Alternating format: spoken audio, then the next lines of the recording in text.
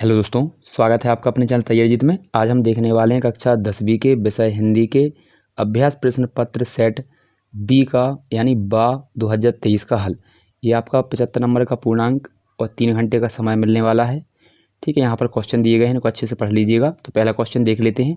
यदि आप चैनल पर पहली बार आए हैं तो चैनल को सब्सक्राइब जरूर कर लीजिएगा, इसी प्रकार के आपको वीडियो मिलते रहेंगे। तो आइए पहला क्वेश्चन देख लेते हैं क्या दिया गया है। तो पहला प्रश्न हमारा यहाँ पर दिया गया है, इसको पढ़ लेते हैं। थोड़ा यहाँ पर आप अच्छे से देखते चलिएगा, मैं पढ़ के बता दूंगा। प्रयोगवाद का प्रारंभ माना जाता है, तो इसका सही ऑप्शन हो जाएगा यहाँ पर आंसर। तो ऑप्शन दिए गए हैं आपको, पहले ऑप्शन देख लेते हैं। सन 1943 से, या 1911 से, 1963 से, या फिर 1936 से। तो इसका सही आंसर हो जाएगा आपका 1943 से। कृष्ण की संगति में रहकर भी उनके प्रेम से अछूते रहे। ऑप्शन है ब्रजवासी, ब्रज यहाँ पर उद्धव, गोपियाँ या अक्रूर। तो इसका सही हो जाएगा उद्धव। विभवानुभव व्यवचारी संयोज यहाँ पर दी गई परिभाषी निष्पत्ति, यह परिभाषा किसने दी थी? तो आचार्य विश्वनाथ की है, या फिर यहाँ पर मम्मट की है, या फिर पंडित जगन्नाथ की है, या फिर भाद मुनि की है। तो इसका हो जाएगा भरत मुनि। क्या हो जाएगा हमारा सही आंसर? Option number D. इसके बाद स्वयं प्रकाश जी ने पत्र का संपादन किया। पत्रिका होती है यहाँ पर, देखिए। तो इसका देखते हैं। तो इसका सही आंसर हो जाएगा आपका पत्रिका किसने प्रकाशित की यहाँ पर? तो वसुना। ठीक है, वसुधा का। ठीक है, यहाँ पर स्वयं प्रकाश जी ने पत्रिका का संपादन किया, किसका? वसुधा का। नाम था ये पत्रिका का। जन मूल शब्दों से मिलकर समास बना है, उसमें से पहले पद को कहते हैं। यहाँ पर पहले पद को कहा जाता है पूर्व पद। क्या कहा जाता है? पूर्व पद कहा जाता है। इसके बाद अगला दिया है माता का आंचल पाठ में अभिव्यक्ति हुई है। ऑप्शन दिखा है ग्रामीण की जीवन की, ग्रामीण जीवन की, बाल मनोभाव की, या फिर यहाँ पर देखिए अच्छे से। तो इसका सही आंसर हो जाएगा आपका ऑप्शन नंबर बी। क्या हो जाएगा? ऑप्शन नंबर बा हो जाएगा। ठीक है, इसके बाद अगला क्वेश्चन देखते हैं हम। रिक्त स्थानों की पूर्ति करनी है यहाँ पर, तो दिए गए हैं, अच्छे से देखते चलिएगा। मैं आपको यहाँ पर पढ़ के सुनाते चलता हूँ कौन कौन से भरने हैं आपको। तो देखिए यहाँ पर लिखा है राम लक्ष्मण परशुराम संवाद रामचरितमानस से मिल गया है। ठीक है, मिला यहाँ पर लिखा है से लिया गया है। तो यहाँ पर ऑप्शन सही हो जाएगा। इसका 3 दिए गए हैं इसमें, तो यहाँ पर इसका सही आंसर है बाल कांड। ठीक है, इसके बाद है 4 चरणों में समान मात्राएं वाले छंद को क्या कहते हैं? सममात्रिक छंद यहाँ पर कहते हैं। क्या कहते हैं? सममात्रिक छंद। इसके बाद अगला लिखा है, तो इसका क्या हो जाएगा हमारा? सममात्रिक छंद। इसके बाद है भावों को बढ़ाने या उद्दीपन करने वाले पदार्थ कहलाते हैं। तो इसको क्या कहलाते हैं? उद्दीपन। इसके बाद राम वृक्ष बेनीपुरी की रचना पत्रिकाओं में की आयु में छपने लगी कितने? 15 वर्ष की आयु में। इसके बाद अर्थ के आधार पर वाक्य कितने प्रकार के होते हैं? तो ये पता होगा आपको, 8 के। अर्थ के आधार पर 8 के और रचना के आधार पर 3 के।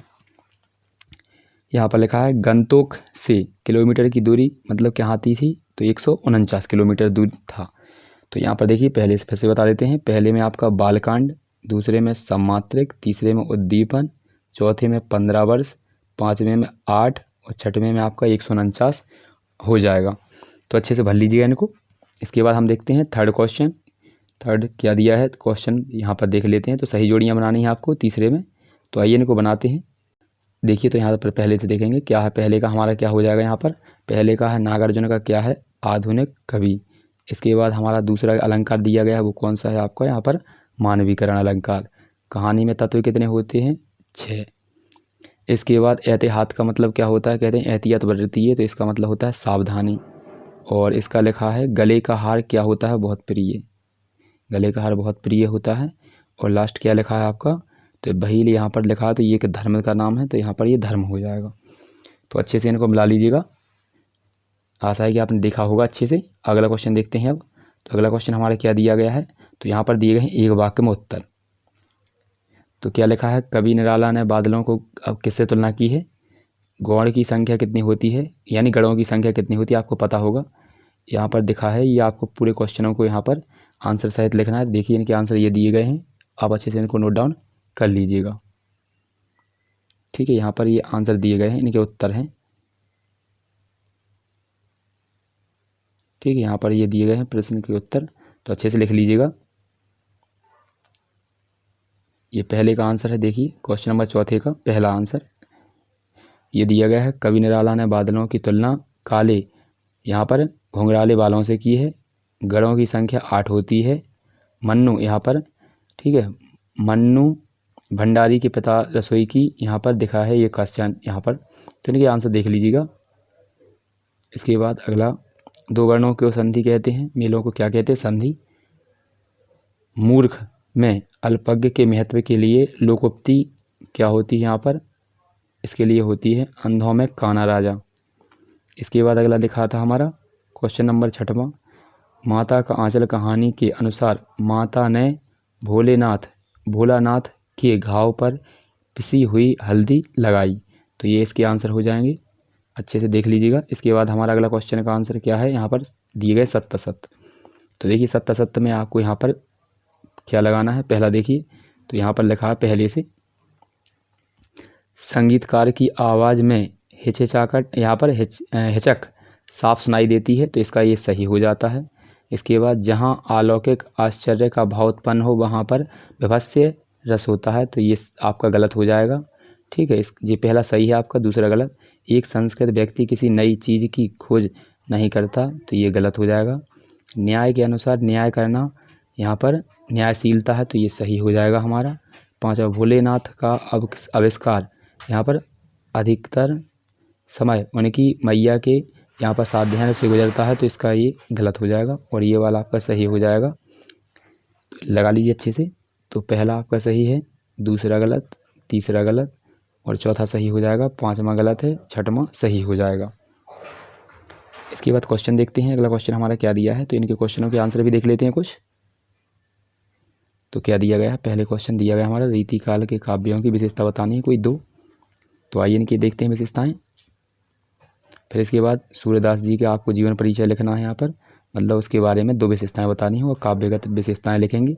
गोपियों के अनुसार राजा का धर्म क्या होना चाहिए, इसको भी लिखेंगे, ठीक है। सूर्यकांत त्रिपाठी निराला यहाँ पर इनका भी लिखेंगे हम, ठीक है। तो आइए इनके आंसर लिखते हैं, और महाकाव्य और खंड में कोई 2 अंतर, तो इन्हीं क्वेश्चनों के हम आंसर देखने वाले हैं। ये सत्य सत्य के आपके आंसर हो जाएंगे क्वेश्चन नंबर 5 का। इसके बाद हम क्वेश्चन नंबर 6वां देखते हैं। ये देखिए क्वेश्चन नंबर 6वां का आंसर दिया गया है, नंबर देखते चलिएगा। तो यहाँ पर लिखा है, ये दिया गया है आपका रीतिकाल की बतानी है विशेषताएं, तो ये रीतिकाल की विशेषताएं हैं आपकी 2, तो अच्छे से इनको लिख लीजिएगा। इसके बाद अगला क्वेश्चन देखते हैं। तो अगला क्वेश्चन हमारा दिया था यहाँ पर 7वां, सूर्यदास, तो उनकी रचनाएं लिखनी थी, तो ये रचनाएं लिखी हुई हैं और यहाँ पर ये कला पक्ष लिखा हुआ है, अच्छे से लिख लीजिएगा। इसके बाद क्वेश्चन नंबर 8वां देखते हैं। तो क्वेश्चन नंबर 8वां क्या दिया है, गोपियों के अनुसार मतलब राजा का क्या कार्य होना चाहिए प्रजा के प्रति, तो गोपियों के अनुसार राजा का धर्म प्रजा के हित का यहाँ पर ध्यान रखना है पूरा, यहाँ पर इस प्रकार से आपको लिख लेना है इसको। 9वां देखेंगे, 9वां क्वेश्चन लिखा है, कवि के यहाँ पर, कवि की आँख फागुन की सुंदरता के से इसलिए नहीं हट रही हैं क्योंकि इस महीने में प्रकृति की सौंदर्य अत्यंत मनमोहक होता है। पेड़ों पर हरी और लाल यहाँ पर पत्तियाँ लटक रही होती हैं, चारों ओर फैली हरियाली और फूल जीवन में नई ऊर्जा का संचार करते हैं। ये 9वां क्वेश्चन था हमारा। इसके बाद ये 9वां का चाहे तो आप अथवा भी लिख सकते हैं यहाँ पर, ठीक है, 9वां का अथवा यहाँ पर देख लेते हैं, क्वेश्चन देख लेते हैं पहले क्या है 9वां, एक बार क्वेश्चन को जरूर देखें। तो ये दिया गया हमारा 9वां, ठीक है, ये 9वां दिया गया है, सॉरी यहाँ पर 9वां का हमने देख लिया, ये वाला हम 10वें क्वेश्चन का आंसर देख रहे हैं, महाकाव्य खंड। यहाँ पर महाकाव्य की 2 विशेषताएं, यहाँ पर क्वेश्चन गलत टाइप हो गया है, यहाँ पर मतलब नंबर गलत डल गया है और कुछ नहीं, तो आपको यहाँ पर क्वेश्चन मिला के लिखना है आपको। देखिए यहाँ पर ये 10वां क्वेश्चन है, 9वां नहीं, ठीक है। ये कौन सा क्वेश्चन है आपका 10वां, यहाँ पर मैं लिख देता हूँ, ये क्वेश्चन हमारा 10वां है, महाकाव्य की विशेषताएं। तो 2 लिखनी है आपको, 4 लिखी है, इसमें से कोई आप 2 लिख लीजिएगा। तो 2 क्वेश्चनों के आंसर लिख लीजिए। इसके बाद अगला क्वेश्चन देखते हैं, क्वेश्चन क्या दिया गया है, फिर इसका आंसर लिखते हैं। तो क्वेश्चन नंबर 11वां देख लेते हैं, ये 10वां था, आप क्वेश्चन पढ़ के लिखना आंसर, ठीक है। 11वां क्वेश्चन क्या है हमारा, देखिए क्वेश्चन 11वां। तो क्वेश्चन 11वां दिया गया है आपका, यहाँ पर दोहा की परिभाषा दीजिए, दोहा छंद की परिभाषा देखनी है। तो आइए इसको देखो 11वां, तो 11वें का आंसर आपके देखेंगे। तो यहाँ पर देखिए इसको, ये दी गई है दोहा छंद की परिभाषा, क्वेश्चन नंबर यहाँ पर गलत डला गया है, एक, यहाँ पर ये 10वां नहीं 11वां क्वेश्चन है, तो इसको अच्छे से लिख लीजिएगा। इसके बाद अगले क्वेश्चनों का आंसर हम देखेंगे अगली वीडियो में। तो मिलते हैं अगली वीडियो में, तब तक के लिए जय हिंद जय भारत। और यहाँ पर क्वेश्चन नंबर अच्छे से पढ़ लीजिएगा, फिर इनके आंसर लिख लीजिएगा। यहाँ पर वो 9वां अथवा लिखा था, वो 10वां था, ये आपका 11वां क्वेश्चन है।